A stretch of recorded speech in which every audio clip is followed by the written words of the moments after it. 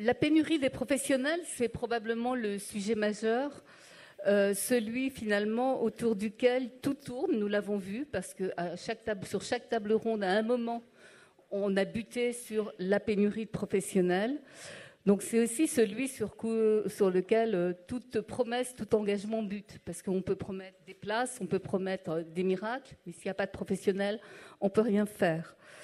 Les deux grands piliers du service public de la petite enfance sont tributaires justement des professionnels, parce que la création de places, bien sûr, mais surtout la qualité de l'accueil. Rien ne peut se faire, rien ne peut progresser, rien ne peut s'améliorer sans professionnels en nombre suffisant et suffisamment formés. Et soyons un peu ambitieux, sans des professionnels bien formés, voire mieux formés encore. Nous le savons tous et nous le redirons chiffres à l'appui au cours de ces échanges, la pénurie de professionnels que connaît actuellement le secteur est sans précédent. Elle concerne tout type d'accueil, collectif et individuel. Elle était prévisible sans doute, mais aucun gouvernement, en tout cas les gouvernements successifs, n'ont pas voulu voir le problème ou su comment le régler. Car effectivement, cette question ne se règle pas en un claquement de doigts. Former du personnel, ça prend du temps. Les EJE, 3 ans, les AP, presque 1 an, les infirmières puéricultrices, 4 ans. Comment faire en sorte que les régions ouvrent plus de places de formation? En ont-elles les moyens? Les départements en charge de la formation initiale des assistantes maternelles sont-ils assez motivés et conscients des enjeux? Comment faire en sorte que les formations soient plus solides, à la fois plus en lien avec la recherche, c'est ce que recommandait le rapport IGAS, et moins déconnectées de la réalité de terrain, c'est ce que demandent les professionnels. Pourquoi sont-elles jugées parfois vieillissantes, voire inadaptées? Quelles autres voies que la formation initiale pourraient permettre d'accélérer le mouvement pour former plus de professionnels? On pense à la VAE, on pense à l'apprentissage. Dans ce contexte difficile, la formation continue finalement est presque la grande perdante. Elle est utile, nécessaire pour rester au niveau où s'y mettre, mais difficile à mettre en œuvre quand on n'a pas assez de personnel. Donc c'est tout cela qu'on verra. Mais avant de vous présenter nos invités, je tiens à préciser 2 choses. Nous avons sollicité dès le mois de juin Région de France et Département de France. Et à ce jour, nous n'avons pas eu de réponse. Enfin, j'ai eu un mail à 12h46 aujourd'hui, disant que ce n'était pas possible. Mais nous n'avons eu ni réponse. Je ne sais pas s'ils n'ont pas souhaité venir ou s'ils n'ont pas pu venir. Mais c'est vraiment dommage à l'heure où le gouvernement, justement, tente de faire aboutir un projet tripartite État, région, département. On le sait, sans les régions et sans les départements, côté formation de professionnels de la petite enfance, on ne peut quand même rien faire. Donc, ils ne sont pas là, je le regrette. Mais ils avaient été invités. Alors, nos intervenants, Steven, je le dis bien, Steven Vasselin, adjoint au maire de Lyon en charge de la petite enfance. Jean-François Pierre, vous n'êtes pas à votre place, adjoint à la chef du bureau des familles et parentalité de la DGCS. Céline Legrain, présidente de la FNAPE. Brigitte Weber, directrice adjointe du CERP. Le CERP étant le Centre d'études et de recherche pour la petite enfance, qui forme à la fois, c'est pour ça que je l'ai invité, des EJE, des AP, et qui a en charge la formation initiale des assistantes maternelles de Seine-Saint-Denis. Et si je peux rajouter, je m'autorise? Oui, autorisé, vous. Nous avons aussi un multi-accueil qui est un lieu intermédiaire puisqu'il est en continuité avec... Et puis vous avez même un micro, si vous voulez. Mais vous m'entendez? Ah, pardon. Alors, je vais prendre le micro. Et nous travaillons, le Centre d'études et de recherche pour la petite enfance, donc est un centre de formation, effectivement, qui va des assistantes maternelles aux éducateurs de jeunes enfants, qui a aussi un multi-accueil en continuité avec un LAEP, donc qui fait partie de ces lieux intermédiaires d'accueil des jeunes enfants, qui sont très promus aujourd'hui, en particulier par Sylviane Jampinot, mais pas seulement. C'est aussi un département de formation permanente, et c'est aussi un centre d'études et de recherche en appui sur l'université. Paris 8 et Paris 13, voilà. Formidable. Muriel Gasco, présidente d'Accent Petite Enfance, et Valérie Doré, administratrice nationale de la FNEJ. Bon, alors, le constat, il est clair, pénurie de professionnels formés et donc pas de professionnels assez formés. Steven Vasselin, je vais m'adresser d'abord à vous parce que vous avez été un des premiers dans un journal que je ne citerai pas, ou plus, a alerté sur la pénurie de professionnels, les risques que cela induit sur le fonctionnement des modes d'accueil, et vous avez interpellé Région de France dans cette tribune. Oui, alors bon, je ne sais pas si j'ai été le premier, parce que je pense que ça datait quand même un peu d'avant. Vous l'avez dit haut et fort. Voilà, bon, disons qu'en étant élu en 2020, on est rentré en poste, entre guillemets, en juillet. Au mois d'août, il était clair que c'était vraiment la catastrophe déjà annoncée. Donc on a déjà commencé à essayer d'interpeller le ministère à ce moment-là, hein, enfin le ministre, le secrétaire d'État de l'époque d'ailleurs. Il y a eu la tribune. Après, je me suis beaucoup invectivé effectivement à essayer d'interpeller les régions. Donc d'abord ma région, Auvergne-Rhône-Alpes, puis d'autres régions. J'ai eu la chance avec France Urbaine, donc l'association des grandes villes de France, de pouvoir siéger au sein du comité de filière par la suite. Donc aussi d'avoir peut-être un peu plus d'écho pour avoir les régions autour de la table. Et je fais le même constat que vous, hein, vous les avez sollicités en juin. En fait, elles ne se sentent pas concernées. C'est ça, hein, elles ne se sentent clairement pas concernées. Alors on m'a reçu très poliment à 2-3 reprises, mais en gros, ce n'est pas elles qui seront proactives pour ça, parce que finalement la petite enfance n'est pas vraiment une compétence de la région, elle ne le voit pas comme ça, c'est par incidence que oui, via la formation, ça les concerne un peu de loin, mais à mon avis, tant qu'il n'y aura pas un plan très fort, piloté par l'État pour le coup, avec une planification, avec des budgets mis en regard et tout le microcosme qu'il faut pour que ça fonctionne, parce que c'est pas juste bêtement et méchamment ouvrir des places et dire que derrière on a les diplômés ensuite, parce que c'est évidemment bien plus complexe que ça. Les régions ne bougeront pas. Donc il faut que cette proactivité vienne de l'État. Et là, je le redis ici, hein, une fois de plus, moi je déplore le fait que, y compris avec la nouvelle ministre, il n'y ait toujours pas du tout la moindre piste de prise en main concrète, de solutions fortes là-dessus et de volonté politique forte pour ouvrir les milliers, dizaines de milliers de places de formation qu'il faut pour les fameux 200 000 places d'accueil qu'on veut ouvrir d'ici 2030.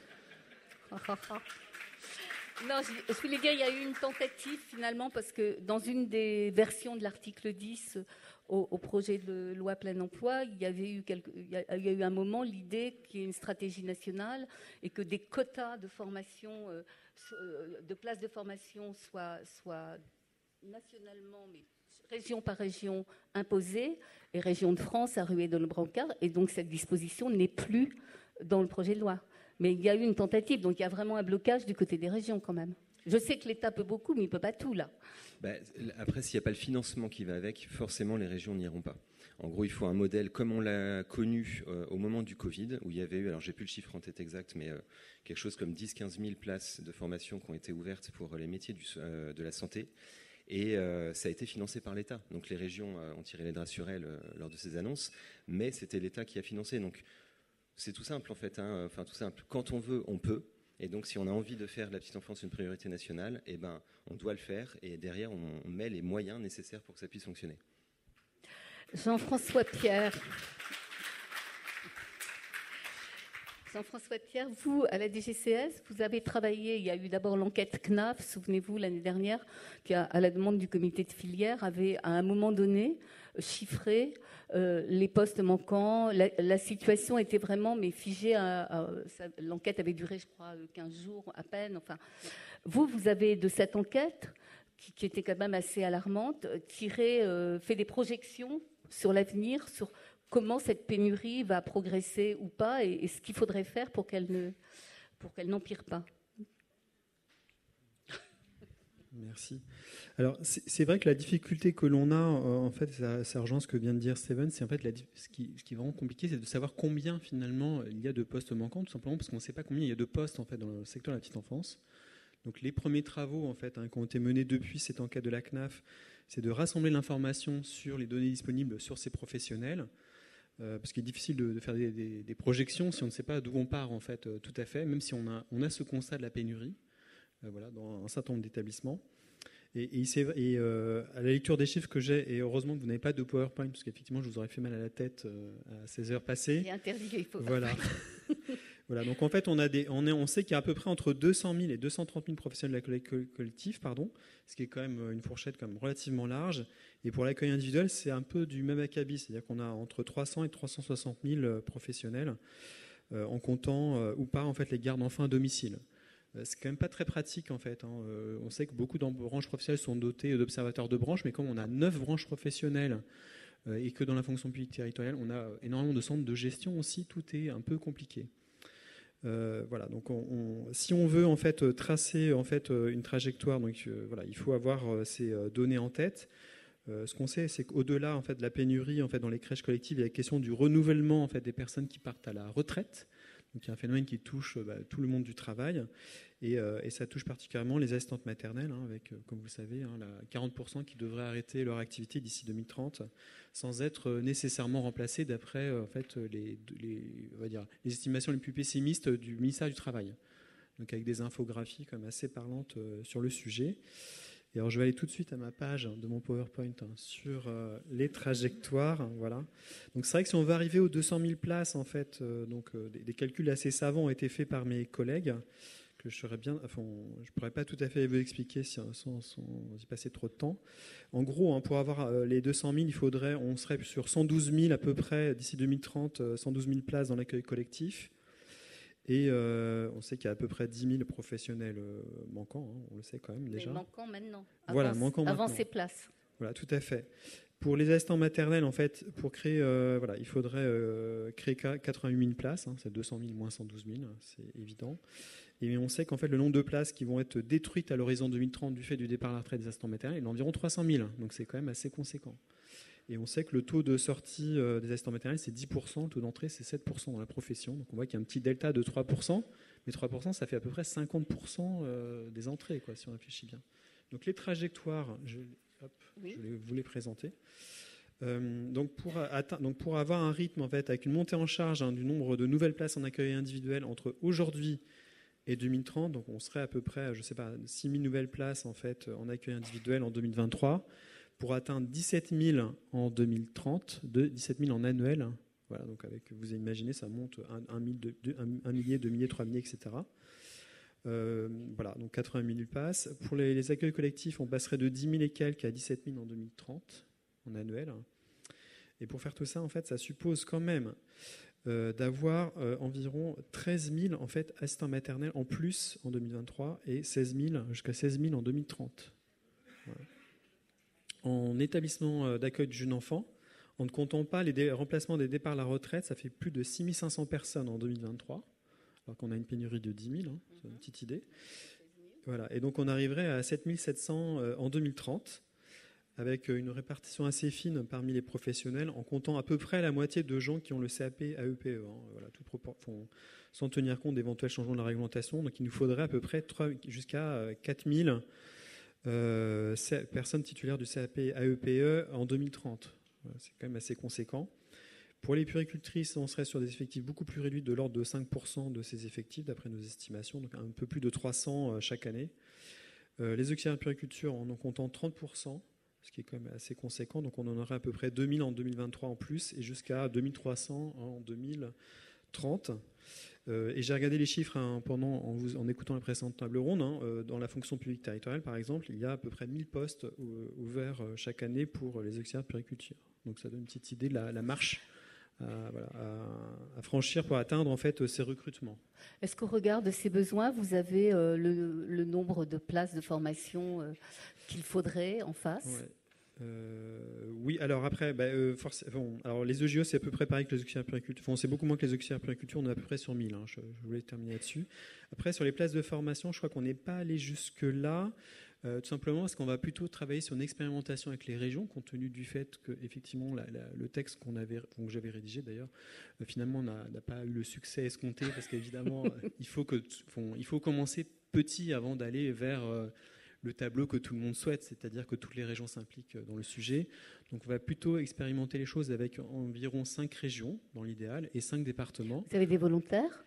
Alors on n'en est pas encore là. Là on a plutôt on va dire aussi vite que possible ou dès que possible. Il me semble que la région sud serait plutôt favorable, c'est ce que j'ai cru comprendre. Oui, alors effectivement, on serait sur un axe peut-être, on va dire Paris-Marseille, effectivement, donc Paris-Lyon-Marseille. Donc effectivement, la région Aura, Sud et Île-de-France seraient les régions favorisées, sachant que dans l'enquête pénurie, 40% des professionnels manquants étaient en Île-de-France. Donc on voit bien qu'il y a quand même des régions qui sont plus concernées que d'autres par la pénurie actuelle et qui, si elles doivent recruter beaucoup de gens, et former beaucoup de gens, surtout, en fait, vont devoir mettre beaucoup plus que d'autres le paquet, entre guillemets.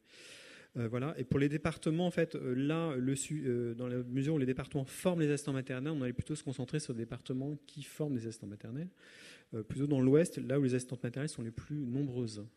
Voilà, donc ça, ce serait. Mais pour l'instant, on ne les a pas encore approchés. Évidemment, peut-être en Île-de-France aussi. En fait, d'accord, l'expérimentation, elle pourrait commencer quand alors ça, j'ai pas de. J'ai pas. Dès que possible aussi. Donc mais c'est un beau projet. Dès que possible. Je pense qu'on pourrait faire hashtag dès que possible. Voilà. On saurait que c'est la rentrée de la petite enfance. Alors, merci Jean-François Pierre. Alors, comment sur le terrain ce manque de professionnels formés est ressenti? Quelles sont les conséquences? Je vais commencer par vous, Céline Legrain, puisque vous êtes certes à la FNAPE, mais vous êtes aussi directrice générale, je crois, de Crescendo. Donc, voilà. Alors, juste en préambule, la FNAP, donc c'est Fédération nationale des associations pour la petite enfance. Donc, on a un réseau principalement de crèches associatives. Je tiens d'ailleurs à préciser, parce que je trouve que c'est intéressant, nous on tire la sonnette d'alarme, et d'ailleurs principalement sur l'Île-de-France depuis 2015 sur le manque de professionnels, et surtout à partir de 2018. Donc, on voit que c'est un sujet qui date. Alors sur le terrain, je vais enfoncer des portes ouvertes, puisque ce manque de professionnels, tout profil confondu, que ce soit JE, AP, CAP, infirmière puère, etc., met vraiment à mal nos directions d'établissement et les équipes. C'est évidemment très anxiogène. Alors, les impacts directs, le nombre de places ouvertes aux familles, la possibilité d'accueil provisoire, c'est plus possible, l'amplitude horaire des crèches qui est concernée, et puis bien sûr, on est sur une journée sur la thématique de la qualité, et évidemment, ça impacte la qualité directement. Après, j'ai une casquette très gestionnaire. Nous, ce qu'on constate directement et ce qui nous inquiète énormément, c'est le recours exacerbé à l'intérim sur nos établissements, que ce soit sur des postes en CDI qu'on n'arrive pas à recruter, et on trouve des intérimaires qui veulent venir chez nous sur le long terme, mais en intérim, que sur des postes en CDD. Alors, on sait d'abord qu'un intérimaire quand même n'a pas le même investissement dans le temps qu'un professionnel en CDI, et puis ça apporte pas quand même la même sécurité. Évidemment, ça fait aussi exploser nos charges, puisqu'un intérimaire revient à peu près 2 fois plus cher qu'un salarié en CDI. Et à ce stade, je parle bien pour les associations qui travaillent en lien avec les collectivités territoriales, nous n'avons pas de financement particulier pour compenser ces charges. Dernier point aussi de cette pénurie, je trouve, c'est une course au salaire avec une augmentation qui devient, en tout cas pour l'Île-de-France que je connais le mieux, assez anarchique. Alors évidemment, ça c'est très positif pour les salariés, et ça, je conteste absolument pas le sujet, mais c'est comme le coût de l'intérim, c'est très complexe pour les gestionnaires associatifs, et ça fragilise énormément notre modèle, en plus évidemment de l'inflation. Voilà pour moi pour les points principaux. Muriel Gasco, Accent de petite enfance, donc réseau associatif aussi. Alors je rejoins complètement Céline, on a un petit peu discuté toutes les deux. Ce que je pourrais ajouter, c'est très mal ressenti. Je pense qu'on peut ajouter l'augmentation de l'absentéisme. Alors on l'avait remarqué avec le Covid, donc au sortir du Covid, ça s'est encore accéléré. Voilà.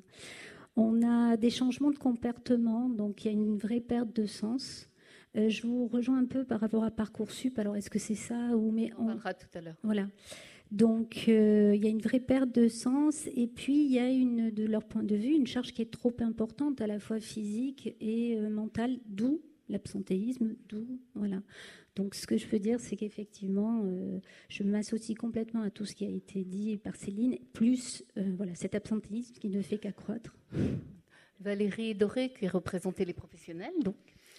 Oui, et puis il y a un constat, alors je suis tout à fait d'accord avec tous les constats qui ont été énoncés, il y a quelque chose de supplémentaire, c'est le peu de durabilité dans le métier, qu'on soit EJE, AP, il y a beaucoup à l'issue de 5 ans, 10 ans d'exercice professionnel, des personnes qui ne veulent plus du tout travailler en petite enfance, qui sont pourtant entrées avec un souci de prendre soin de l'enfant, de la famille, un véritable engagement éducatif et qui sont découragées par différents employeurs et systèmes et qui quittent la profession. Donc il y a aussi besoin de travailler le fond, le sens au travail, cette reconnaissance de l'importance de nos métiers. Et vraiment, moi, je voudrais revenir sur un mot qu'on re-entend de nouveau, où je me suis battue depuis plus de 20 ans, sur le thème de vocation. Nous ne sommes pas des bonnes sœurs qui ont un aura parce qu'elles aiment les enfants. Voilà, ce sommes des professionnels petite enfance, qualifiés, compétents pour accompagner l'enfant, la famille et tout ce qui va en lien avec les métiers du lien, du social, de l'accompagnement, de la prévention. Voilà. Merci. Brigitte Weber, juste avant de vous passer la parole, je voudrais, Steven, vous demander, vous, par exemple, à la rentrée 2023, qu'est-ce que ça a eu, comment ça s'est traduit dans vos crèches à Lyon, cette pénurie? Avec des chiffres vraiment inédits, on est à peu près 250 places qui sont gelées sur les berceaux municipaux et associatifs, sur 5000. C'est inédit d'avoir ça à la rentrée. Pour donner un ordre d'idée, l'année dernière, on n'avait même pas une trentaine de places qui étaient gelées. Et ce qu'on a constaté, c'est que là où on avait réussi à faire beaucoup de recrutements durant l'été l'année dernière, cette année, ça a été beaucoup moins efficace et avec des effets assez perturbants, assez déroutants pour les équipes RH où on a quasiment la moitié des entretiens programmés qui n'ont pas eu lieu parce que les candidats ne se sont pas présentés et un tiers des candidats retenus qui ne sont finalement pas venus en poste. C'est vous, Muriel, je crois, qui m'aviez dit que le matin où on s'est parlé au téléphone, vous aviez reçu par un SMS disant finalement je ne vais pas venir. C'est ça? Vous avez des profils de personnes, et je vous rejoins complètement. Il y a un changement de comportement. Alors, j'osais même plus l'utiliser, ce mot de vocation. Mais la personne, effectivement, il est 8h26, une prise de poste à 8h30, quelqu'un qui est recruté 15 jours avant, avec qui on a pu communiquer pendant les 15 jours, échange de documents, promesse d'embauche, et qui vous envoie simplement, j'ai eu une proposition qui m'intéressait davantage, alors en crèche hospitalière, carrément autre chose, et j'ai accepté le poste. Et la remarque, c'est: je suis très heureuse pour vous, en revanche, il est 8h26. Votre prise de poste est à 8h30. Donc j'avoue que sur les 3 derniers mois, des anecdotes comme ça, il y en a bien eu au moins 3 ou 4, et c'est désolant de voir ça. Et c'est des jeunes profils. Je peux que... Alors, Brigitte Weber, vous qui représentez finalement les centres de formation, je vous charge de quelque chose d'énorme. Plusieurs points. Soit vous n'avez pas assez de places ouvertes. Quand vous avez le nombre de places, vous n'avez pas assez de candidats. Quand vous avez des candidats, vous n'avez pas assez de formateurs ou de locaux.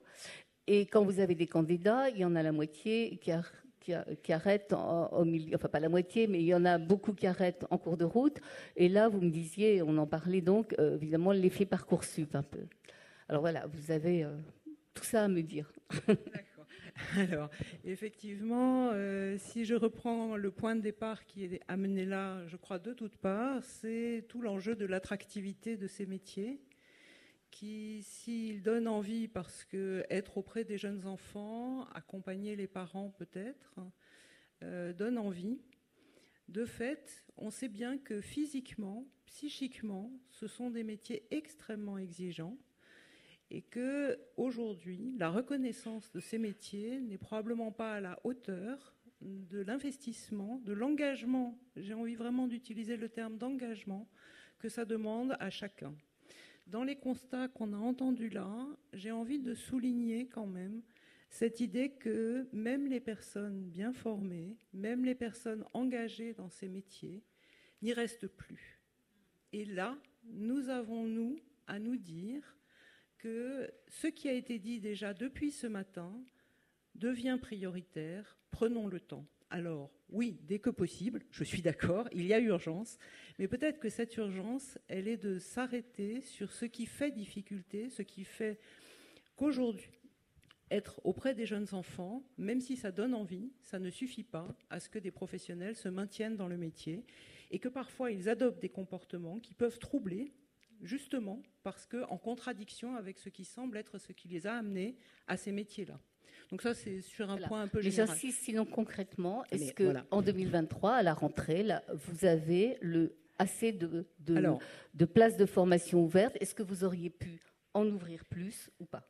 Alors, sur les questions des places, on a des places qui ont été ouvertes et depuis les années Covid et surtout depuis Parcoursup, on voit que le type de profil, les personnes qui se présentent pour entrer dans les formations ne sont pas tout à fait les mêmes, qu'il y a du changement et en tout cas que la formation n'a pas changé dans sa durée, mais que le temps qui va être passé à la stabilisation d'une promotion en formation va être un peu plus long, parce que bien souvent, les personnes ne savent pas vraiment sur quel métier ils vont s'engager. Et quand même, juste pour revenir sur les difficultés dans lesquelles on se trouve, je dirais que peut-être aussi cette difficulté rencontrée sur les terrains avec des professionnels qui sont finalement pas toujours là, avec des vacataires, etc., rend aussi difficile la formation. Parce que toutes ces formations dans les métiers de la petite enfance sont des formations où il y a plus de temps de terrain que de temps en cours. Et quand sur les terrains, il n'y a pas de professionnels suffisamment disponibles pour pouvoir accompagner tout ce qui est un processus de formation, c'est-à-dire un processus de construction identitaire, ça rend les choses compliquées. Alors, pour ne pas trop me perdre, et pour revenir à Parcoursup, oui. Donc, on a des candidats, on a au départ, quand il y a une ouverture de Parcoursup, on a énormément de candidats. Après, ceux qui vont valider les vœux qu'on va avoir en entretien, puisqu'il y a un entretien, nous faisons partie de ce qu'on appelle les formations sélectives.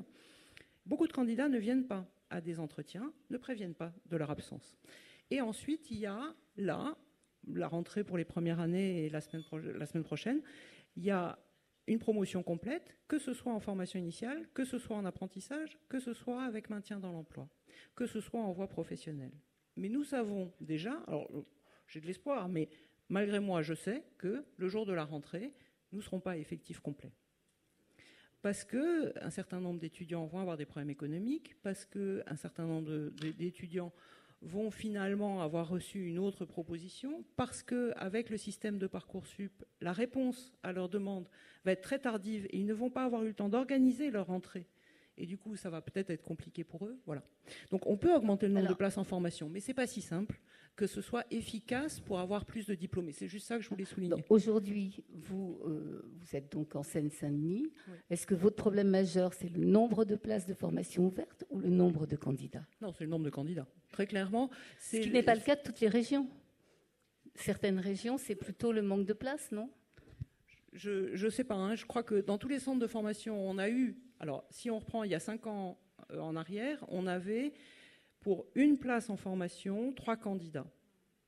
Aujourd'hui, pour une place en formation, on a maximum 2 candidats. Et si on prend 15 ans en arrière, on avait 10 candidats pour une place. Ça touche toutes les formations, EJE, AP, ou il y a une formation particulière qui est plus touchée? EJE est plus touchée, mais pour des raisons économiques. Et puis, pour des questions de niveau d'entrée. Et ça amène à un niveau 6. C'est une formation qui, aujourd'hui, est sur un dispositif avec une universitarisation et avec, pour les centres de formation, le choix d'imposer ou pas un double cursus. Ça met aussi certains étudiants en difficulté, puisque beaucoup, par Parcoursup, arrivent à l'issue de bacs professionnels et de bacs technologiques, qui rendent parfois très ambitieux la marche entre l'entrée en formation et le niveau de diplôme. Donc vous, sur votre région, c'est plus le manque de place? Alors, c'est vrai que c'est très fluctuant selon les régions. Effectivement, en Ile-de-France, j'avais déjà entendu dire qu'il y avait un manque de candidats. Là, j'étais avec la quasi-totalité des écoles de formation de la région lyonnaise hier. On s'est revus comme on l'a fait l'année dernière pour justement échanger sur les problématiques. Et de leur côté, elles sont toujours assez plébiscitées. Ils ont quand même beaucoup plus de candidats que de places. Un manque de place. Voilà, c'est un manque de place. Mais pour autant, je leur ai posé la question, est-ce que si là tous les moyens étaient mis sur la table et que vous aviez open bar, si vous me permettez l'expression, sur le nombre de places que vous ouvrez. Eh bien, ils m'ont dit que non, et ça rejoint ce que vous évoquiez, que c'est pas seulement ça, que il y a la principale problématique des terrains de stage qui sont saturés. Et alors, est-ce qu'ils sont saturés vraiment partout, parce que les étudiants ont du mal à trouver, mais est-ce que tout le monde joue le jeu? Ça, on ne le sait pas. Et là, je pense qu'on a une piste très importante à creuser. Et d'ailleurs, j'en parlerai au sein du comité de filière. C'est de réfléchir à s'assurer que toutes les structures qui peuvent accueillir des stagiaires et des apprentis soient dans l'obligation de le faire. Parce que sinon, on n'arrivera jamais à avoir assez de terrains de stage pour sortir davantage de diplômés. Alors après, c'est le serpent qui se mord la queue, si on a manque de personnel, voilà. Mais clairement, c'était ça leur point de blocage principal. Les places, on ne peut pas les ouvrir s'il n'y a pas les terrains de stage qui vont avec. Ils se sont parlé des enseignants et des locaux. Alors, je vous rejoins complètement sur le manque de terrains de stage, mais il y a un problème, c'est que sur les terrains de stage qui souhaitent accueillir des stagiaires et les accompagner, ils n'ont soit pas de directrice, soit pas de JE dans leur équipe, soit au niveau de l'apprentissage, pas du personnel qui a au moins 3 ans d'ancienneté, pas de disponibilité, pas de financement pour pouvoir payer les stages gratifiés. Donc il y a une vraie problématique. Ce n'est pas une volonté des terrains de stage, c'est vraiment le concret du quotidien qui ne permet pas d'accueillir une stagiaire parfois en qualité. Ou alors, il y a cette question quand même de l'apprenti. Est-ce qu'il compte ou pas dans les effectifs Voilà. On va y venir tout à l'heure. Bon, je pensais bien qu'on ne réglerait pas la question en une table ronde, mais là, on voit quand même qu'on tourne un peu en rond. Bon, on va passer à essayer de trouver des solutions. Est-ce qu'il y a des voies qui ne peuvent pas régler la question, mais qui peuvent permettre de combler un peu, enfin de pallier un peu la pénurie de professionnels actuels? Je pense à 2 voies qui ne font pas toutes l'unanimité, en tout cas dans leur modalité d'application. Cette VAE que le gouvernement souhaite plus accessible, moins longue, etc. Et puis l'apprentissage, et là, effectivement, il y a la question de oui, mais est-ce qu'on les compte dans le taux d'encadrement? Pas, etc. Alors, qui se lance sur la VAE? Oui, sur la VAE. Alors déjà, je pense qu'on peut ajouter aussi le travail du comité de filière, le travail du comité de filière, oui, bien sûr. de lancer cette campagne de communication et cette volonté de revalorisation des salaires. Je pense que ça peut être un levier. Sincèrement, moi, j'y crois beaucoup. Là, dans ce cas-là, il faut qu'il y ait place en face. Exactement. Ouais. Sur les autres solutions, effectivement, sur les formations, il y a la VAE. La VAE, c'est quelque chose qui est très court pour certains diplômes, mais qui demande une démarche très personnelle de la part du salarié. Et ce n'est pas toujours évident parce que la plupart qui sont en activité, oui, c'est du travail de faire une VAE, enfin monter un dossier. Et puis, il faut être accompagné.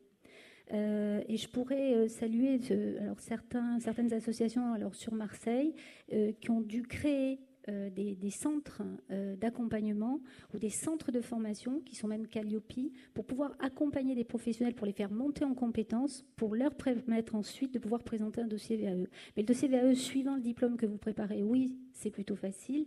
1 an, si c'est un CAP, éventuellement auxiliaire de puériculture, encore il est compliqué. Éducateur jeune enfant, c'est quand même encore d'un autre niveau. J'irai plus sur la formation professionnelle continue. Sur ce champ-là, pareil, il y a eu des expériences. Alors, je connais plus le secteur des Bouches-du-Rhône, mais il y a eu ce qu'on appelle des passeports formation avec une demande alors, au niveau déjà de l'intégration, il y a un parcours d'intégration, donc je vous rejoins complètement. Mais pour ça, je vous rejoins, il faut quelqu'un de compétent, il faut quelqu'un donc qui soit détaché pour correctement accompagner la nouvelle professionnelle et l'accompagner pas simplement le jour où elle arrive, mais l'accompagner pendant un certain temps et puis évaluer qu'elle évolue bien dans ses compétences. Ensuite, il faut les former, c'est tuteurs. Donc ça aussi, ça nécessite du temps. Donc ça veut dire aussi du temps, ça veut dire de l'argent. Voilà, donc toutes ces choses, enfin, on tourne, comme on disait, un petit peu en rond. Mais c'est à saluer toutes ces démarches qui sont faites par ces gens-là, de cette volonté, et qui est née quand même depuis un certain temps, pour aller lutter contre la pénurie, que de dire on va avoir notre propre centre de développement des compétences, soit pour accompagner la VAE, soit en termes de formation professionnelle continue, pour leur permettre effectivement... Sur la VAE, Valérie Doré ? Oui, la VAE, c'est vraiment un accès au diplôme très intéressant puisque nous sommes des métiers de professionnalisants, quel que soit au niveau AP ou EJE. La seule chose, c'est que ça s'appuie sur de l'expérience. Actuellement, le E de l'expérience, il est réduit à peau de chagrin. Il y a même des expérimentations de faire passer des VAE en 4 mois, des projets d'État. Bon, on n'en revient pas. Mais 1 an pour passer une VAE de JE, ce n'est absolument pas suffisant. C'est un parcours formatif par l'auto-analyse de sa propre pratique. Et donc, ça a besoin d'être construit, accompagné par des personnes de son équipe, par sa réflexion sur ça. Et ça a besoin aussi d'être confronté à la rencontre d'un jury professionnel.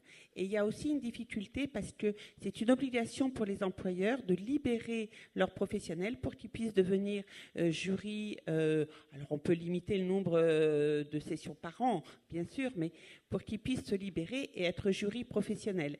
Parce qu'actuellement, en Ile-de-France, où moi j'en ai accompagné un certain nombre, on a plus de jurys formateurs, psychosociologues ou autres que des co-jurys avec des professionnels de terrain qui connaissent la réalité d'un parcours VAE. Et c'est pour moi un excellent accès quand on donne le temps, quand on donne de l'accompagnement et que la reconnaissance, elle ne vient pas en contrebalance d'un diplôme initial. C'est vraiment un 2 modes d'accès très complémentaires.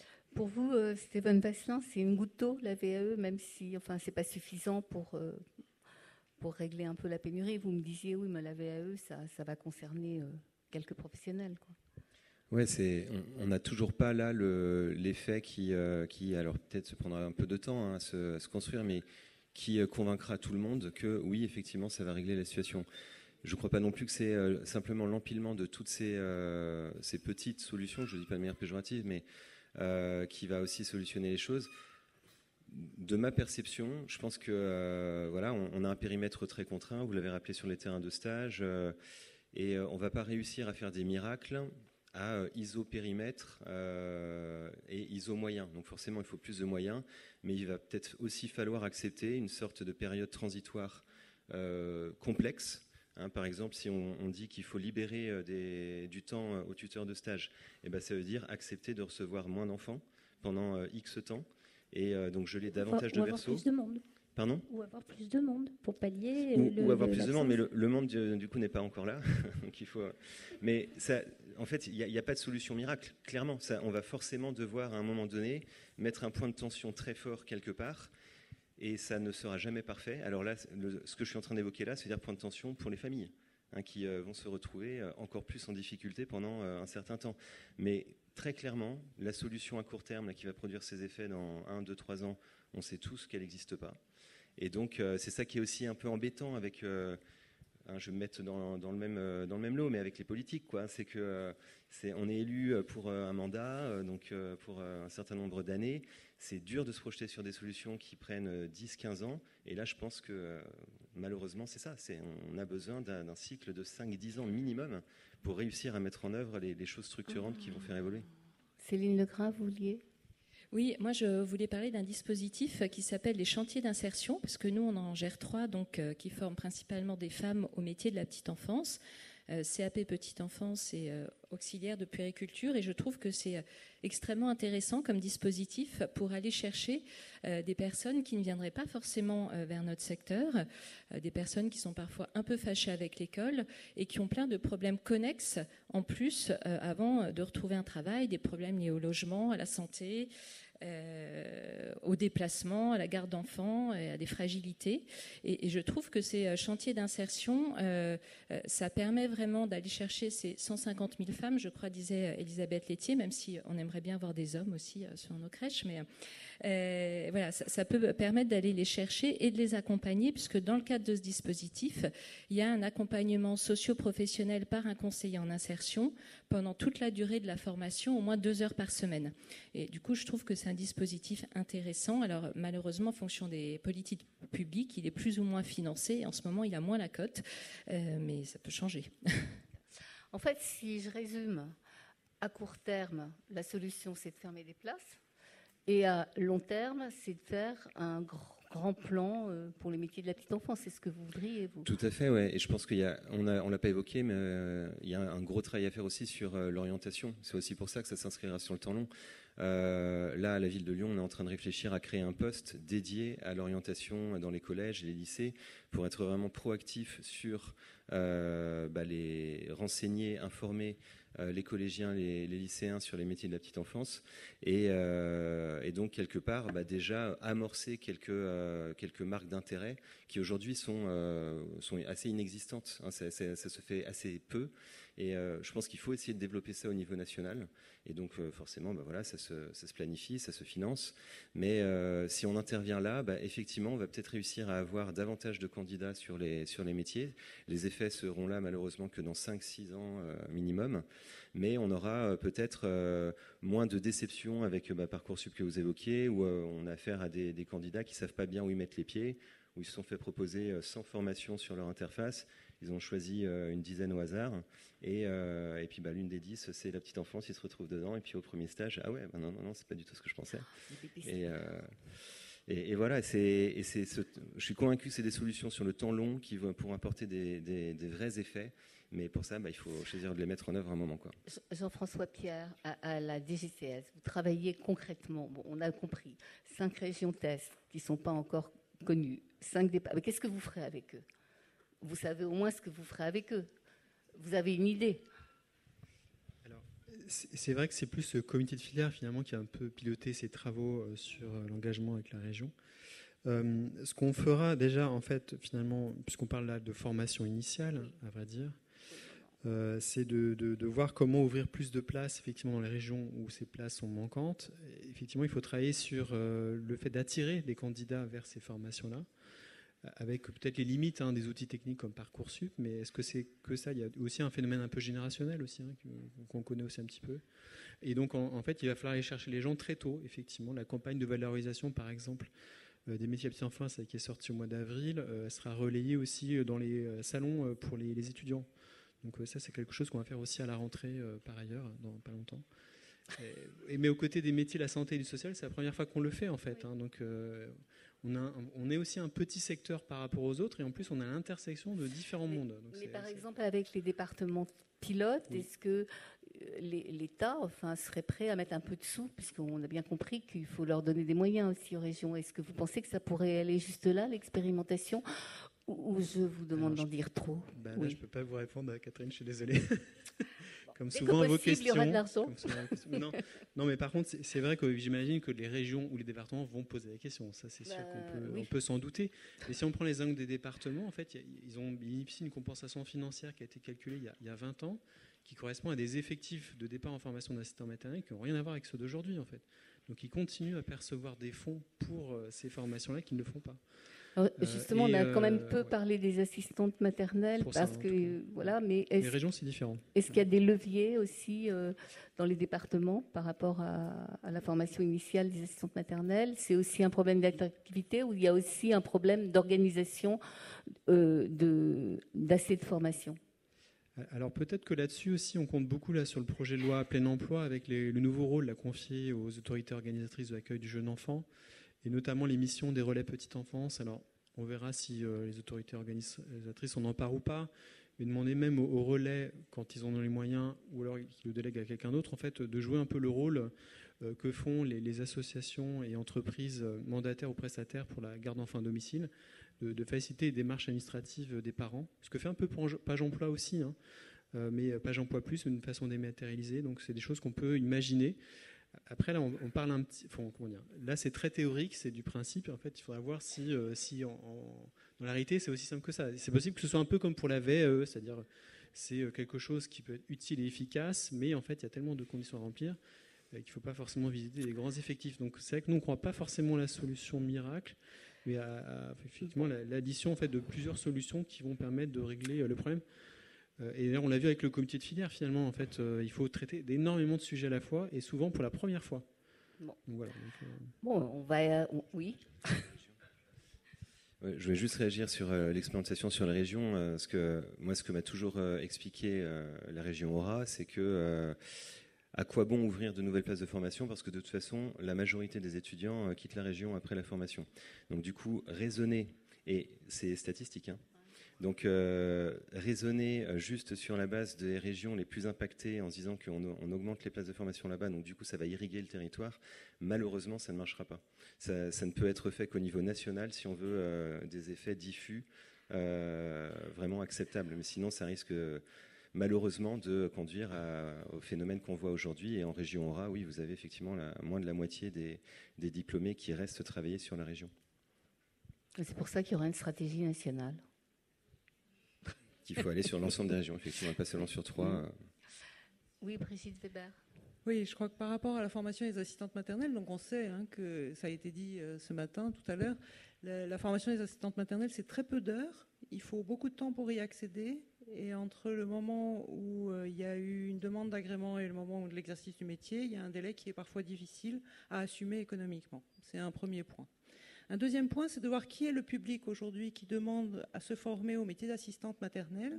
Et là, on rejoint le premier point de cette table ronde autour de le manque d'attractivité du métier. C'est-à-dire que de plus en plus, en formation d'assistante maternelle, on va trouver des personnes qui ont comme diplôme initial un diplôme d'auxiliaire de puériculture, un diplôme d'éducatrice de jeunes enfants, et qui visent une passerelle. Et donc, ce qu'on est en train de dire aussi, ce qu'on est en train de constater dans ces métiers de la petite enfance, c'est que l'engagement auprès de la petite enfance, auprès des parents, peut tout à fait rester valide pour beaucoup de professionnels engagés à partir du moment où il y a une souplesse dans la manière d'exercer le métier.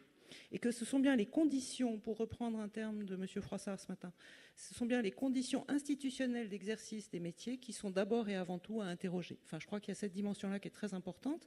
Après, autour des assistantes maternelles, on sait bien à quel point il peut y avoir le risque d'isolement, et on voit bien que la question des MAM, qui parfois sont presque maintenant intitulées des MEJ, des maisons d'éducatrices de jeunes enfants, sont effectivement des formats qui sembleraient opérationnels. Après, il y a la question du financement. Et sur les assistantes maternelles, toujours, il y a la question, toujours du côté des passerelles, de cet agrément, ce temps de formation très limité de 120 heures, qui doit être complété dans les années suivantes par le passage de modules du CAP Petite Enfance. Or, on entend bien depuis ce matin, sans être dans une critique négative, pour être négatif de ce diplôme, les limites et l'inadéquation entre ce diplôme et les exigences du terrain. Donc je crois qu'on est là dans un autre des éléments du problème contemporain des métiers de la petite enfance. Alors ça nous amène directement à la troisième partie de cette table ronde sur la qualité des formations en question. Justement, le rapport de l'IGAS, souvenez-vous, avait des propositions et des critiques sur la formation, considérant notamment, et je suis désolée, j'espère qu'Elsa Hervy n'est pas dans la salle, que le CAP Petite Enfance était, pardon Elsa, que le CAP Petite Enfance était un diplôme un peu juste, qu'en plus il y avait des nouvelles façons de le préparer en distanciel qui n'accéléraient pas la qualité de ce diplôme, enfin n'aidaient pas à la qualité de ce diplôme. Par ailleurs, sur les autres formations, ce que disait l'IGAS, c'est que ce n'était pas assez en lien avec la recherche, avec les nouvelles connaissances, que c'était un peu vieillissant et aussi déconnecté de la réalité terrain. Et ça, je sais que les professionnels le considèrent aussi. Donc finalement, on n'a pas la quantité, la qualité, on doute. C'est pas facile, hein. Alors, peut-être que, oui. Peut-être que si on le regarde d'un point de vue plus social, plus sociétal, plus général, il a été plusieurs fois évoqué là, la question de l'après-Covid, et puis il a été plusieurs fois question du rapport au temps. Peut-être que ce qu'on constate aujourd'hui, c'est que beaucoup de jeunes parents ne souhaitent plus, ne veulent plus travailler comme des forcenés du matin au soir et du soir au matin en confiant leurs enfants 10 heures par jour à un mode d'accueil.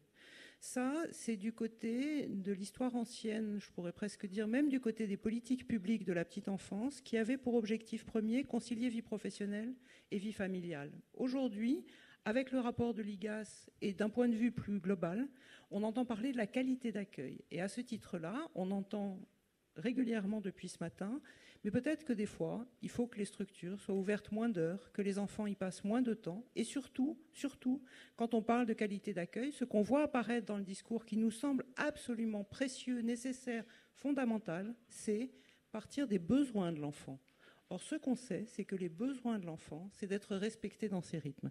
Alors, si on part de là, peut-être qu'on va accepter de laisser aussi du temps aux professionnels pour se parler, pour élaborer et pour tenir, c'est-à-dire être aussi dans une qualité de vie au travail, effectivement, qui permette de tenir dans ces métiers qui, psychiquement, sont passionnants, mais engageants. Mais là, on évoque plutôt la qualité de la formation initiale. On a bien compris... Et nécessaire. Oui, mais non, enfin... non, mais se parler, mais c'est pas ça, être aussi en lien avec la recherche, c'est avoir de meilleures connaissances sur le développement de l'enfant, sur ses besoins, etc. Parce que parler des besoins, c'est bien, mais si on les connaît pas, ça sert à rien. Tout à fait. Alors effectivement, pour les connaître, je crois que, bon, d'abord, on n'invente pas tout, hein, on fait du neuf avec de l'ancien. Alors, ça ne veut pas dire qu'il ne faille pas actualiser les connaissances, et on voit depuis 10 ans un développement des connaissances sur le jeune enfant qui sont absolument fabuleux. Et donc, il faut en tenir compte, c'est merveilleux. Et effectivement, travailler avec la fac, travailler avec des labos. Paris 13 a un labo merveilleux sur la petite enfance, mais pas que. D'accord. Valérie Doré, alors cette formation. Oui, alors vraiment, moi, je rejoins le rapport de l'IGAS de bénéficier des apports de recherche, que ce soit sur la connaissance du cerveau, sur des développements psychosociaux, l'importance des habiletés sociales, du langage chez le tout petit, où les professionnels sont en grande appétence de connaître tous ces nouveaux apports, aussi bien en formation initiale que formation continue, et qui est un moteur d'investissement, de compréhension pédagogique au quotidien, de mise en pratique et d'expérimentation. Et c'est vraiment de croiser l'apport de cette recherche, et aussi, nous sommes des métiers professionnalisants. Et donc de vraiment, une jeune JE, toute jeune diplômée, qui arrive dans une équipe où il y a une forte attente, parce qu'ils ne sont pas de JE depuis plusieurs mois, plusieurs années, la jeune, elle est démunie pour savoir par quel bout démarrer, et il y a besoin de formation pratique, organisationnelle, d'ordre pédagogique, sur du concret, sur comment on organise les temps quotidiens de soins pour prendre, et pas que de la théorie, Pickler, Montessori, etc., ou que je défends aussi, mais comment on l'applique au quotidien, par quelle porte on rentre, quoi, et par quelle porte on démarre avec une équipe. Et donc, dès qu'elles sortent de la formation initiale, il leur faut quasiment, alors peut-être sous forme de parrainage, de marinage, de formation continue, ou de prise d'accompagnement, de prise de poste à responsabilité éducative, parce que comme on a de moins en moins de JE sur le terrain, elles sont de plus en plus en fonction transverse sur 3, 4 équipes, ou en posture de semi-adjoint sur un aspect pédagogique, mais elles n'ont pas eu le temps de mettre en pratique. Donc il y a besoin de faire de lien entre cette recherche et cet déploiement avec son équipe, d'accompagner comment on amène une équipe à réfléchir sur, je pense à une personne qui est dans la salle, là, sur cette journée type qui est complètement démodée. Voilà, on n'est plus dans cette énergie-là. Les enfants arrivent toute la journée, repartent toute la journée. Il y a des enfants qui dorment différemment. Il y a besoin de rafraîchir et de redéployer. Donc vous parlez d'une adaptation finalement de ces formations au terrain. Un décalage. Voilà, vous, Céline Legrain, quand on s'est parlé, vous m'avez dit, mais il y a une baisse de niveau. Alors, effectivement, moi je ne suis pas professionnelle de terrain, mais c'est ce qui remonte de nos salariés. C'est effectivement un niveau des professionnels qui a baissé ces dernières années, mais c'est aussi le décalage effectivement entre ce qu'on attend d'une professionnelle sur le terrain et les professionnels qui sortent de formation. Et c'est vrai que Muriel le disait, on a développé du coup des parcours de formation ou d'intégration pour nos EJE, nos AP, parce que pour compenser. Donc c'est vrai que c'est un questionnement pour nous, parce que c'est de l'argent. Alors je parle beaucoup argent aujourd'hui, mais c'est un vrai sujet. Voilà. Quelle formation les formateurs dans les centres de formation? Est-ce que c'est des formateurs terrain? Voilà, c'est vrai que ça nous questionne. Eh bien, puisque ça vous questionne, Brigitte Weber va répondre. Alors, d'abord, peut-être que ce qui nous mettra d'accord, c'est ce qui nous relie, c'est-à-dire des injonctions venues d'ailleurs. En l'occurrence, pour la formation, si elle comporte toujours le même nombre de semaines, ce nombre de semaines se trouve amputé du nombre de semaines que les centres de formation doivent réserver pour les épreuves de certification. Bon, ça c'était juste une mini parenthèse. Plus sérieusement, je ne crois pas que le niveau, enfin je ne sais pas ce qu'on appelle le niveau qui monterait ou qui baisserait, comme celui de la mère ou comme celui des étudiants bacheliers. Mais il me semble que effectivement l'écart entre le moment où les adultes se forment et leur entrée sur le terrain, les attentes sur le terrain de ces professionnels et la polyvalence de fonctions dans laquelle on leur demande de se trouver, ce que vous disiez, sans forcément avoir la possibilité de prendre des repères, de savoir sur qui s'appuyer et d'être formé à ces fonctions si particulières d'encadrement sans même savoir ce que c'est que le terrain, rend les choses extrêmement compliquées. Donc je ne suis pas sûre que le niveau baisse. Par contre, je pense que les exigences sont multiples. Toute direction est complexe à organiser pour quelqu'un de très jeune parfois. Et certains étudiants nous disent « je serai diplômé en juin, mais je m'inscris à la fac parce que je suis trop jeune pour être sur le terrain ». C'est aussi ça le quotidien aujourd'hui. La formation des formateurs, il y a beaucoup de gens du terrain, il y a beaucoup d'anciens EJE qui parfois ont continué leur formation pour obtenir un master, puisque ça fait partie des exigences. Il y a aussi la demande de plus en plus de travailler en ce qu'on appelle établissement complémentaire, c'est-à-dire que les centres de formation soient une partie rattachée à une université. Certains centres de formation font ce choix-là, pas tous. Il nous semble qu'il y a une identité métier qui est prioritaire et qui est nécessaire à préserver.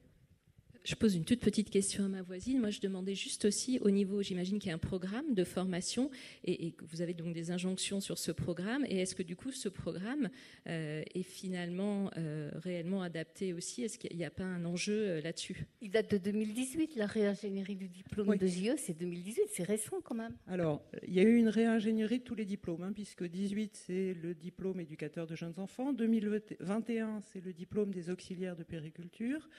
Les autres diplômes du travail social ont aussi été réingénierés récemment, mais on entend bien que Jean-Baptiste Frossard a pour mission d'élaborer un référentiel. Donc on sent bien que ce qui se passe dans le quotidien de l'accueil des jeunes enfants vient complètement bousculer nos repères parce qu'effectivement, nous sommes passés d'une logique d'accueil répondant aux besoins des parents à une logique qui considère les travaux menés par les scientifiques sur les besoins du jeune enfant. Et si nous partons des besoins du jeune enfant, alors les référentiels de formation vont se reconstruire autour de 3 axes. C'est les annonces qui sont faites, la connaissance du développement du jeune enfant, la prévention de la maltraitance et le travail avec les parents. Quand les professionnels, quand les jeunes choisissent de travailler avec les jeunes enfants, très très rares sont ceux qui imaginent qu'ils travailleront avec les parents. Donc on sent bien ce renversement. Et ce renversement, il est perceptible sur les terrains, on l'entend de toutes parts, il commence à apparaître dans les discours et il n'est pas encore acté dans les textes. Je crois que c'est ce moment-là dans lequel on se trouve. En tout cas, c'est l'analyse qu'on en fait. Pardon ? Moi, je voulais ajouter un petit mot là sur la réingénierie, justement, que vous évoquiez, les axes qui seraient développés. Il y a quelque chose qui, à mon avis, manque et qui peut contribuer à plein de bienfaits à tous les niveaux, c'est la pédagogie de plein air. C'est le fait de vraiment intégrer dans les formations comme normal, naturel et plein de bienfaits, d'être dehors tous les jours, tout au long de l'année avec les enfants. Et ça, c'est vrai que c'est quelque chose qui est quand même assez peu présent. Il y a quelques initiatives dans certaines écoles qui vont dans ce sens, mais on est loin du socle commun. Et je suis vraiment convaincu que d'une part, c'est avant tout pour le bien de l'enfant, Hein, c'est tout un tas de bienfaits, meilleur développement de la motricité, meilleur développement de la préhension, meilleur sommeil, meilleure concentration, moins d'agressivité. Et c'est aussi excellent pour les professionnels. Hein. Moi, j'ai visité des crèches de plein air à Paris, on va en faire à Lyon. Certaines crèches de plein air à Paris sont gérées par des structures qui gèrent également des crèches classiques. Et ce qu'elles nous disaient d'emblée, c'est moins d'absentéisme dans les crèches de plein air. Et c'est pas si étonnant. Hein. C'est vrai que l'atmosphère de travail n'a rien à voir, l'acoustique, la réverbération du bruit, forcément, n'a rien à voir. Les enfants sont beaucoup plus calmes, beaucoup plus apaisés. Elle nous disait également, elle nous parlait de taux de morsure qui n'avait rien à voir dans les structures de plein air. Donc je suis vraiment convaincu que aussi pour les professionnels, c'est un plus, que ça va contribuer à limiter l'absentéisme et que sur le fameux temps long que j'évoquais et sur ce gros travail qu'on doit faire sur l'orientation, je suis convaincu que ça va changer aussi l'image plus largement auprès du grand public, auprès des jeunes de ces métiers-là. Alors je le répète souvent, mais c'est vrai qu'on a vraiment une image de ces métiers, le grand public a une image de ces métiers qui est hygiéniste et donc qui contribue sans doute à son manque d'attractivité, qui contribue malheureusement aussi à ce qu'il y ait quasiment que des filles qui l'envisagent. Je pense qu'un collégien ou un lycéen qui ose dire à ses copains qu'il envisage de travailler dans une structure de petite enfance, il passe un moment particulier. Donc il faut vraiment qu'on réussisse à faire évoluer ça. Et la pédagogie de plein air, je suis convaincu que c'est un élément très fort qui permettra de l'atteindre. Et je prends l'exemple d'ailleurs du Danemark, que je cite souvent dans ce sens-là. Le Danemark, il y a à peu près 30% d'hommes dans les structures petite enfance. Et le Danemark est avec une pédagogie de plein air largement installée. Et donc l'image des métiers petite enfance au Danemark n'a rien à voir avec celle que le grand public a en France. J'ajouterais également, moi j'enseigne en licence professionnelle, donc pour être responsable d'accueil de petite enfance. Et ce que je constate, c'est qu'elles ont un vrai manque de management, c'est-à-dire de cours de gestion des autres, comment on anime une équipe, comment on la dirige, et également de techniques de gestion toutes pures. Et les premières questions qui reviennent en début d'année, c'est mais comment faire en sorte d'expliquer l'opposition qu'il y a entre le gestionnaire et le terrain. Il n'y a pas d'opposition si on vient expliquer, quand on part d'un texte de loi, ce que c'est qu'un ratio d'encadrement qui va générer un planning qu'il faut qu'on rende extensible, et c'est pas qu'on ne veut pas donner 20 minutes de pause ou 30 minutes de pause. Enfin, toute cette pédagogie autour de... On vous demande, le gestionnaire, de gérer, mais c'est notre responsabilité, c'est juste le job, c'est gestionnaire, mais on a le même, c'est-à-dire on œuvre dans le même sens et en vue d'avoir une qualité d'accueil des enfants. Et je pense qu'aujourd'hui, il ne faudrait plus voir cette opposition, mais vraiment voir cette complémentarité comme on le voit dans les métiers pluridisciplinaires sur le terrain. Voilà. Enfin, moi, c'est quelque chose dont on souffre, de voir à ce point que systématiquement, il y a des objectifs quantifiables opposés à des objectifs de qualité. C'est pas vrai, quoi. Voilà, je crois qu'il faut arriver à les faire travailler ensemble dans un but commun. Et je pense qu'il faut y penser à ce niveau-là, puisque très rapidement, elles sont mises en poste de direction et très rapidement, il faut les accompagner, donc mettre en place un dispositif de formation interne et faire la jonction. Voilà. Pour résumer sur cet aspect de la qualité de la formation, est-ce que vous pensez qu'il faudrait faire une nouvelle réingénierie de ces diplômes alors qu'elles sont pas très, que c'est pas très ancien? Je peux juste, avant de répondre à ça, ça fait le lien, s'il vous plaît, Catherine. Monsieur a dit, il faut peut-être envisager de fermer pour pouvoir laisser le temps. Je reviens, moi, c'est le temps. Et je dirais, c'est pareil, mais c'est la première fois, en 30 ans de métier, que je ferme des sections pour une raison. J'ai trouvé les intérims, c'était mardi ou mercredi, une section bébé avec 10 familiarisations, donc depuis le début du mois, 2 professionnels qui pouvaient prendre le poste. On a fait le choix, ça n'est jamais arrivé, pour la qualité, de décider de fermer, parce que ces enfants ont un système de référence qui se met en place avec des adultes nouveaux, les familles, donc pour la qualité d'accueil, et il n'y avait plus qu'une seule personne sur cette section. Et bien plutôt que de dire je fais venir 2 intérims et donc j'assure, j'aurai le ratio, j'aurai mon 1 pour 5 et mon 1 pour 8, on a pris la décision de dire aux familles on ne peut pas vous accueillir ce matin. C'est la première fois, je crois, et je vous rejoins complètement, qu'on est prêt dans cette démarche parce que ça suffit, celui qui paie ce prix-là, c'est l'enfant. Voilà, pardon d'avoir... Alors...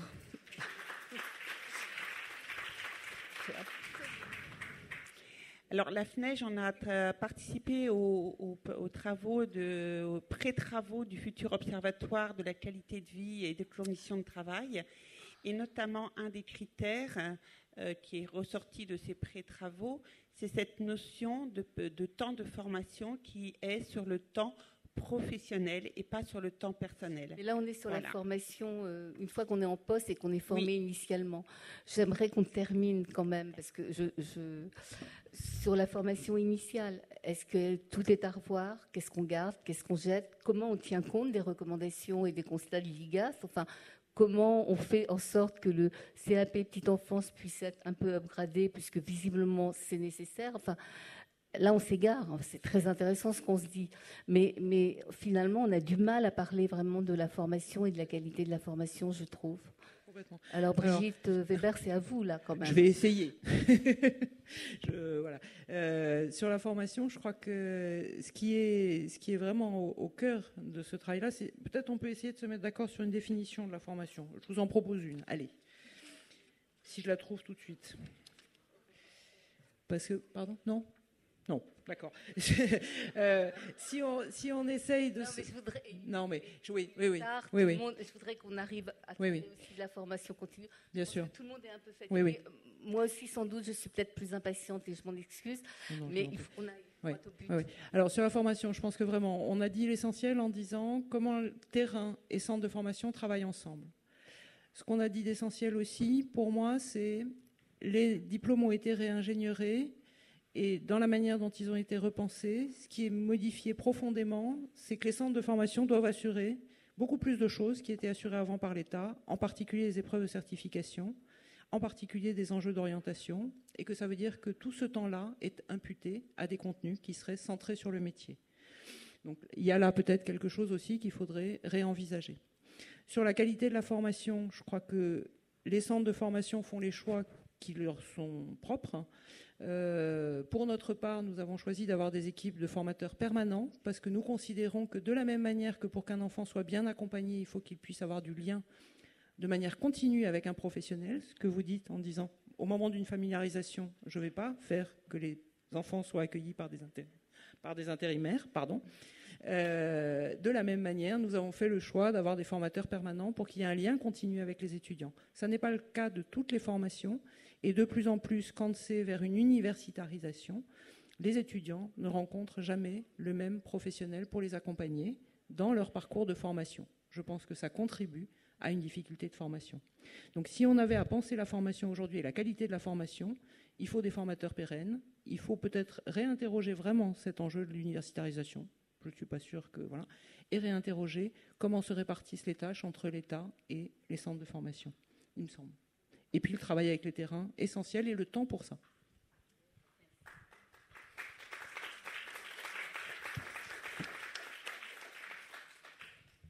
On va passer à la formation continue parce que on est quand même pessimiste. Hein. C'est pas fun notre table ronde. La situation est grave. Je ne sais pas si elle est désespérée, mais elle est grave. Grave et désespérée. Voilà, quelle place pour la formation continue? Comment envoyer des professionnels continuer à se former quand il y a cette pénurie? Mais avant d'évoquer ça avec vous, je voudrais vous demander, Jean-François Pierre, le plan ambition ambition enfance-égalité, il est fini là. Vous pouvez nous faire un petit bilan? Oui, merci. Alors, donc, il y a eu un plan de formation de 2020-2022 prolongé en 2023 prévu par la stratégie pauvreté. Donc, d'après les derniers bilans dont on dispose, il y a eu presque 150 000 personnes formées entre 2021 et 2022, donc, ce qui n'est pas ridicule en termes de formation continue. Ça correspond à l'objectif? Alors, on avait un objectif un peu plus élevé qui était de l'ordre de 200 000, sachant qu'on ne finance qu'une partie de ces formations, on ne les finance pas toutes. Par exemple, si on prend l'exemple de la fonction publique territoriale avec 27 000 personnes formées, c'est les employeurs, la fonction publique territoriale et le CNFPT qui ont décidé de prendre en charge à 100% ces formations, ce qui n'est pas le cas des autres formations. D'après aussi quelques remontées que j'ai eues cette année, là, encore aujourd'hui, en fait, hein, donc a priori, il y a peut-être encore 20 000 à 30 000 personnes en plus qui seraient formées en 2023. Moi, je pense qu'en fait, la formation continue, c'est un peu comme les chiffres sur les professionnels. On ne sait pas très bien, en fait, finalement, combien il y en a. Donc, il y a un groupe de travail études et données en comité de filière qui permettra peut-être d'en savoir un peu plus sur le sujet. Il y a plus de chances que ça marche que des formations qui engagent sur le long cours, comme la VAE, par exemple, ou la formation initiale. Alors là, on est sur 3-4 années, etc. C'est qu'en fait, on est sur une formation très courte. Et ce que nous ont dit en fait les financeurs des formations, c'est que souvent, ces formations ont été décidées au niveau de l'établissement. Si on prend l'exemple des établissements d'accueil des jeunes enfants, ce qui veut dire qu'en fait, c'est lié à un plan, c'est lié à une ambition en fait en termes, au niveau de l'établissement, par exemple, de se former, je ne sais pas, sur, imaginons la nature ou la culture, qui va se traduire assez rapidement en fait finalement dans les activités de la structure, donc dans le projet d'accueil. Et c'est ça qu'on souhaite en fait, à travers la formation continue, c'est de former les gens directement dans leur métier pour exercer leur activité et surtout prendre en compte en fait finalement les manques qu'ils ont pu avoir pendant leur formation initiale, parce que tout ne s'arrête pas à la formation initiale. Si on regarde ce que doit être la qualité, après les travaux internationaux, il faut travailler à la fois sur le contrôle et sur l'amélioration. Et l'amélioration, dans les deux cas, c'est le suivi et l'évaluation, donc voilà, ce que fait le comité de filière. Et l'amélioration de la qualité, ça repose sur le développement professionnel continu. Donc il faut former tout le temps les gens. Et dans d'autres pays, par exemple, les gens sont formés assez rapidement. L'exemple du Danemark, par exemple, c'est le cas. Et donc on voit quand même qu'il y a un appétit de formation continue qui est assez élevé aussi chez les assistantes maternelles, en fait, elles sont très très dynamiques en termes de formation continue. Alors pour plein de raisons, parce qu'il y a déjà il y a les relais petite enfance qui jouent un peu le rôle des employeurs en allant finalement mettre en place ces plans de formation à l'échelle locale. Les départements aussi ont beaucoup travaillé avec les relais petite enfance aussi, il faut le dire, en fait, en leur demandant d'assurer aussi ces missions de formation qu'avaient les départements aussi. Voilà, donc ça va peut-être créer aussi des choses un petit peu plus dynamiques, un peu moins en intra aussi dans les départements, peut-être un peu plus reliés avec les besoins des assistants maternels. Et puis c'est vrai là on est sur la formation, mais il y a aussi beaucoup de conférences, d'autres formats qui ne sont pas que de la formation en tant que telle, qui peuvent aussi en fait jouer pour sensibiliser en fait les professionnels. Et là on l'a vu à travers notre plan de formation. Dans ce que j'annonçais, c'est des fois pas tout à fait de la vraie formation. Des fois, c'est aussi des programmes de formation au niveau territorial. Ce que font certaines communes. Voilà, on sait que. Alors là, j'ai pas mal d'exemples assez intéressants. Par exemple, certains travaillaient sur l'intégration des primo-arrivants et donc former les professionnels sur ce sujet-là, par exemple. Donc ça, c'est des projets intégrés en fait, où la formation n'est pas vue de manière sèche, mais en fait relie vraiment un résultat en fait en termes d'accueil. Est-ce qu'il y aura un deuxième plan Alors. Là, c'est la dernière année en fait c'était déjà l'année dernière la dernière année de plan de formation, donc ça a été prolongé à titre exceptionnel cette année. On voit si on peut le prolonger un tout petit peu l'année prochaine. C'est pas encore du tout arbitré, mais pour utiliser un peu les restes des crédits dont nous disposons. Mais en tant que tel, en fait, là, on voit que l'ambition est un petit peu différente. On est beaucoup sur la formation initiale. Et effectivement, ce qu'on n'avait pas pu faire dans ce plan de formation-là, ni dans les précédents exercices comme les EDEC petite enfance. Donc, je ne peux pas garantir qu'on va travailler beaucoup sur la formation continue. Mais évidemment, dans la mesure où on va avoir des référentiels qualité, ça va amener les employeurs à modifier leur plan de développement des compétences et à faire la formation continue. Donc, en fait, c'est plutôt une dynamique qui est engagée. Et évidemment, peut-être qu'il y aura des financements en plus, mais ça, je ne peux pas le garantir. Je ne dirais pas dès que possible, pour ne pas le dire une dixième fois, mais par contre, oui, ça fait peut-être partie des sujets qui sont étudiés, mais j'en sais pas plus à ce sujet. Céline Legras. Oui, alors nous, notre enjeu, c'est effectivement former nos professionnels. Pourquoi on les forme ? Pour les nourrir, pour les faire grandir, pour maintenir le sens dans leur travail et leur envie de travailler. Et là, ce qu'on constate depuis quelques années qui va en s'amplifiant, c'est la question de comment envoyer ces salariés sans accroître l'absentéisme sur les structures et sans accroître l'absentéisme aux formations. Quelqu'un en parlait ce matin, le problème c'est quand on manque de personnel, et du coup, détacher quelqu'un pour aller à la formation qui est prévue, c'est extrêmement complexe. Du coup, on a développé des alternatives parce qu'il a bien fallu trouver des solutions quand même. Et je voulais vous en partager quelques-unes.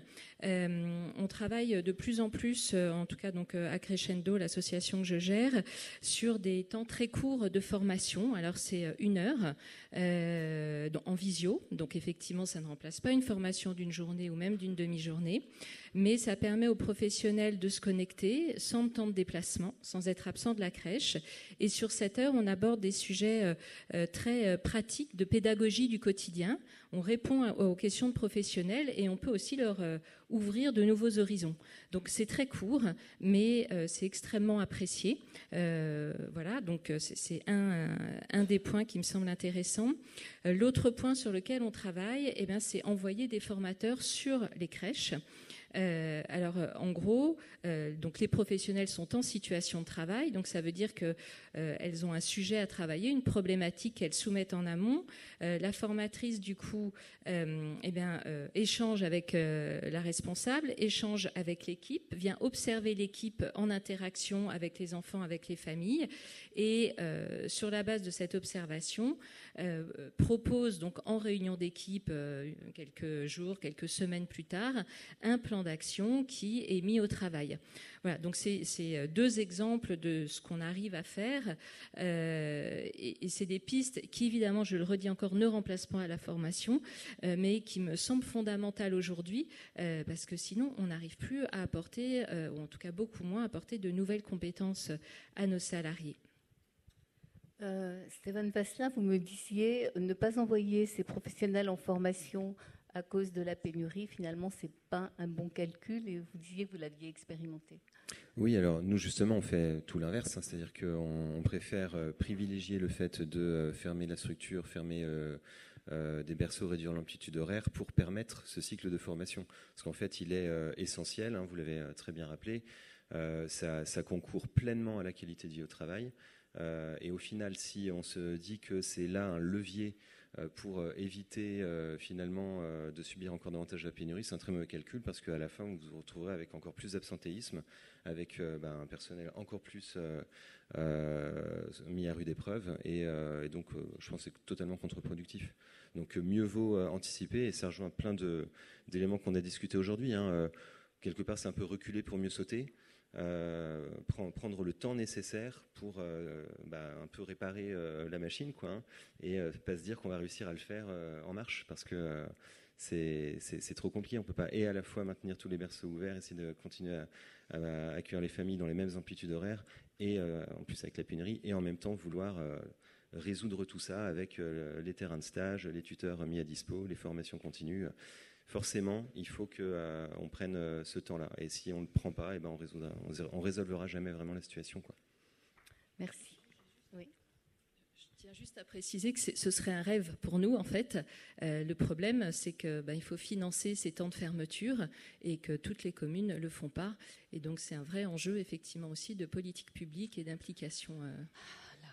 Et au niveau national, bien sûr. Oui, ça ne peut pas être que à l'initiative des communes. Il faut effectivement que ce genre de choses se soit nationalement pensé et compensé, pour le coup, et pour qu'on s'assure qu'il y a une équité entre tous les territoires, ça, c'est clair. Dommage qu'il n'y ait plus personne de la CNAF, parce que pour compenser, on aurait pu penser à la CNAF. On s'arrête là, non ? Juste, je voulais peut-être conclure qu'il faut réinventer des situations de formation avec les équipes, parce que ça engage une équipe dans un nouveau projet pédagogique, ça garantit, ça limite le turnover quand il y a un vrai projet d'équipe, et c'est bien plus important que d'envoyer une seule personne sur un sujet. Et il y a un dispositif qui s'appelle, dont tu as parlé, Céline, ça, c'est vraiment la FEST, l'action de formation en situation de travail. Et dans la petite enfance, ce n'est pas du tout exploré, de pouvoir amener un formateur qui travaille, et pas que dans l'application d'un référentiel, parce que moi j'alerte ces référentiels où il faut juste vérifier si on a bien uniquement coché les cases, mais il faut accompagner une équipe à comment s'approprier sur son terrain, avec ses contraintes, sa créativité, son projet, son histoire, tel ou tel critère d'un temps d'accueil et d'un temps pédagogique. On va peut-être s'arrêter parce que sinon on sera tout seul. On va finir que nous. Bon, juste 2 secondes, juste, je crois que ce qui vient de se dire là, je partage complètement ce que vous amenez. Ça ramène à la notion de recherche-action qui est par exemple l'axe dominant de Paris 8. C'est l'idée de différencier information et formation. Et dans cette idée de recherche-action, il y a l'idée d'un collectif. Et je crois qu'on ne se forme pas à un métier de la relation sans être en lien avec un autre. Et vraiment en lien dans une présence physique à l'autre. Voilà. Merci.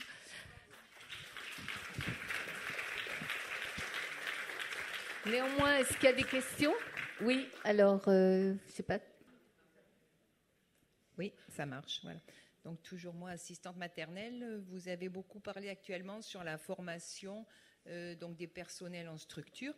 Et sur la formation des assistantes maternelles, vous avez dit très peu d'heures, trop de temps pour y accéder, perte financière pour les assistantes maternelles. Mais du coup, en formation continue, qu'est-ce que vous envisagez? Enfin, qu'est-ce qu'il est prévu de faire?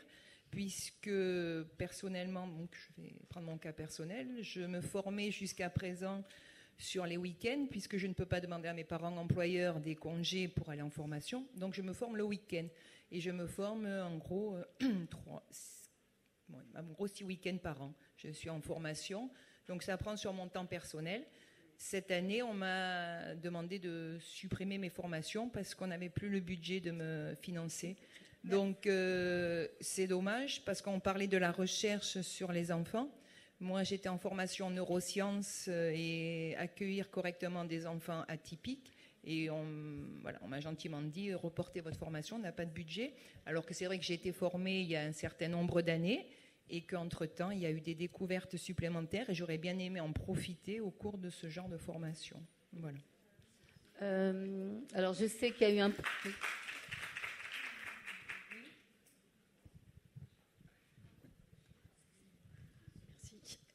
Je voudrais faire une proposition à Mme Weber de rajouter un 4e axe à la réingénierie des formations, puisqu'effectivement, quand on choisit le métier, quel qu'il soit, de travailler dans la petite enfance, on n'a pas idée de la part du travail avec les adultes. Pas seulement avec les parents, mais avec les adultes en général, donc aussi les professionnels. Et donc le 4e axe, ce serait le travail d'équipe. Monsieur. Oui, merci. Madame qui faisait référence à la loi de 2018 sur la formation professionnelle, il y a quand même eu de belles avancées. Effectivement, on a la formation en situation de travail, on a la digitalisation. Vous avez parlé de la VAE, juste un partage d'expérience. La VAE qui vient d'être mise en place par France VAE, juste pour le livret 1, quand on s'adresse à l'ARS et qu'on veut déposer un livret 1, réponse 2 mois. France VAE, réponse 8 jours. Voilà. Donc, on accélère le mouvement.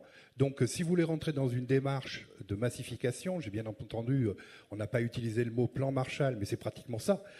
Donc, vraiment développer la formation professionnelle. À mon sens, il y a des choses certainement à faire.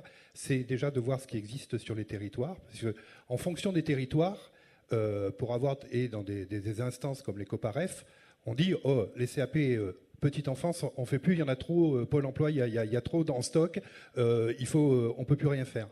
Sauf que ces gens sont rentrés par un dispositif qui était des contrats aidés à un moment donné, et le temps de l'histoire fait que les contrats aidés ont perdu de leur superbe, on a dit on stoppe les contrats aidés, et on a un flot de gens qui sont là, qui ont été formés, qui avaient envie de rentrer dans les dispositifs et qu'on laisse sur les territoires et qui se réorientent malgré eux sur d'autres choses, alors qu'ils avaient peut-être la vocation, effectivement, au départ. Donc peut-être que là, il y a étudié quelque chose en niveau macro et peut-être travailler un peu plus avec Pôle emploi. Alors peut-être que France Travail réglera le problème demain, mais en tout cas, Pôle emploi, il y a certainement quelque chose à faire au niveau des viviers. On n'a pas parlé de France Compétences, de l'instance, parce que effectivement, formation initiale, formation professionnelle continue. Alors on oppose toujours les systèmes entre ce qui est de l'université et puis les autres.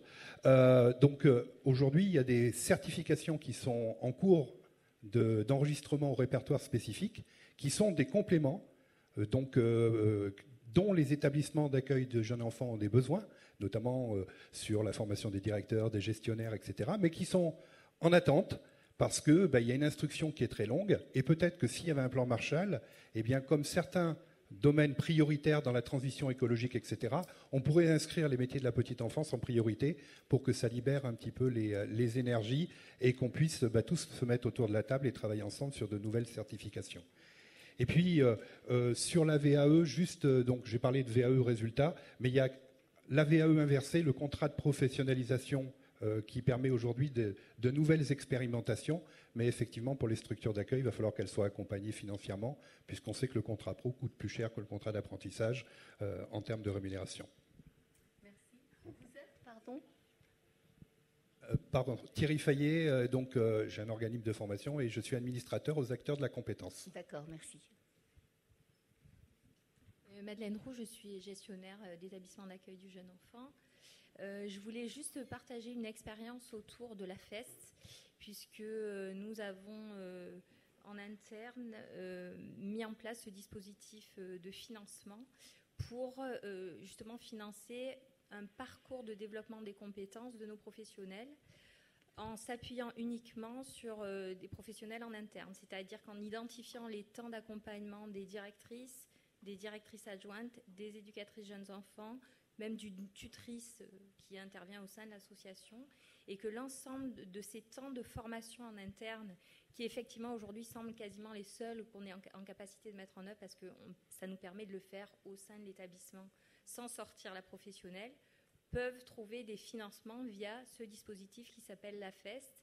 Et ça a un double avantage, c'est que ça permet de former en continu les professionnels et aussi de valoriser les professionnels expérimentés ou qui sont à des niveaux de poste qui leur permettent de faire cette transmission. Donc il y a une double valorisation à la fois du professionnel de terrain et à la fois de l'équipe de direction. Et voilà, c'est vraiment une belle aventure avec des résultats assez extraordinaires. Voilà. Merci. Oui, bonjour. Je voulais juste rebondir sur ce que le monsieur a dit sur l'inscription des nouveaux métiers de la petite enfance et mentionner le métier d'éducateur Montessori et la formation d'éducateur Montessori qui aujourd'hui n'est pas du tout reconnue comme métier de la petite enfance, mais qui, je pense, on a beaucoup de choses à apporter en termes de compétences et de formation. Donc voilà, c'est une autre petite piste qui ne résoudra pas la pénurie de professionnels, mais qui peut y participer. Oui, donc je suis éducatrice Montessori depuis plus de 35 ans. Je soutiens votre demande. Ça ouvre les regards sur toutes les pédagogies. Alors, j'ai un micro. Attendez, il y a quelqu'un là, allez-y. Oui. Bonjour à tous, merci pour cette organisation de ce colloque fort intéressant. Je représente aujourd'hui la branche ALISFA et afin de donner quelques bonnes nouvelles aussi, puis dans ce constat assez négatif et qui manque un peu d'exemples de réussite, on a mis en place une contribution en matière de formation, puisque la branche aujourd'hui fixe à 2,3% la contribution de formation et de développement de l'emploi-formation, quelle que soit la taille de la structure. Aujourd'hui, c'est 0,5% pour les moins de 11 et 1% pour les plus de 11. Donc on y contribue bien au-delà. Et ce niveau de financement peut se traduire par la mise en place de dispositifs de financement qui peut prendre en charge les frais pédagogiques, les frais annexes, les frais de garde d'enfants lorsque c'est nécessaire, des frais de rémunération du salarié et de son remplaçant. Et ça a permis des départs de plus de 39 000 stagiaires en 2022, dont plus de 3 000 pour les formations en alternance. Ce financement permet aussi de soutenir les projets innovants afin de s'assurer de la mise en adéquation des compétences des salariés avec l'évolution des métiers.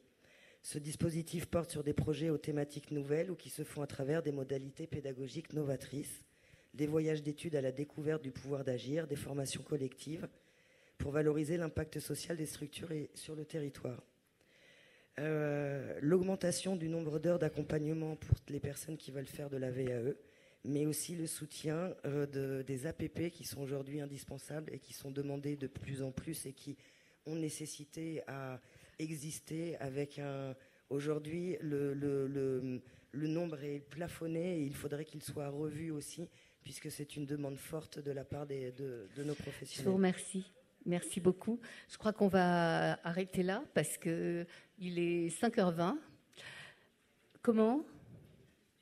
Une dernière, mais vraiment une petite, parce que je crois qu'on est tous fatigués. Ouais, c'est même pas une question. Puis je rebondis juste sur ce que vous avez dit sur les fermetures.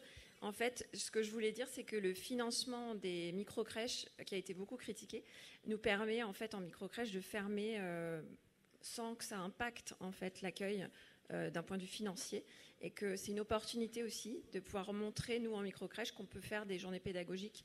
Les parents choisissent aussi ce mode de garde pour qu'on puisse travailler avec eux sur de la qualité d'accueil.